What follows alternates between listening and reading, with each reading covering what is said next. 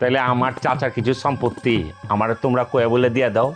চাচার বিষয়টা আমি দেখতেছি, বডি কন্ট্যাক্ট আমি লই নিলাম, বিষয়টা হইলো। কিসের কন্ট্রাক্টের কথা চলতেছে? এতক্ষণ ধরে তোমরা কথাই বলে যাচ্ছ, কারো কোনো কথাই দেখি শেষ হয় না। কি নিয়ে এত কথা?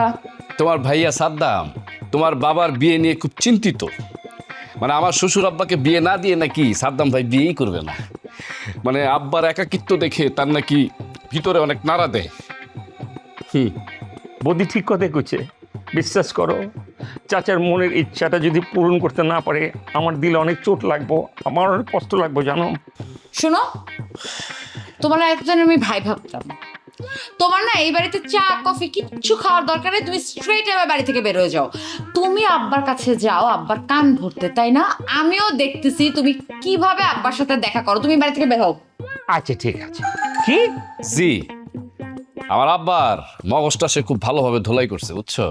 মানে আমার শ্বশুর আব্বারে সে বিয়েটা দিয়ে আমাদের সংসারে একটা গ্যাঞ্জাম লাগাইতে চাই, এটা হলো তার মেন উদ্দেশ্য, তাই না সাদ্দাম ভাই? জিন্দিগি তো না, আমি এই কথা কই নাই। চাচা আমার জিজ্ঞাসা আমি যদি অসুস্থ হইয়া বিছনায় পড়ে থাকি তাহলে আমার দেখভাল কাটাই করব, এটার উত্তর আমি কি দেবো তোমরা কখন?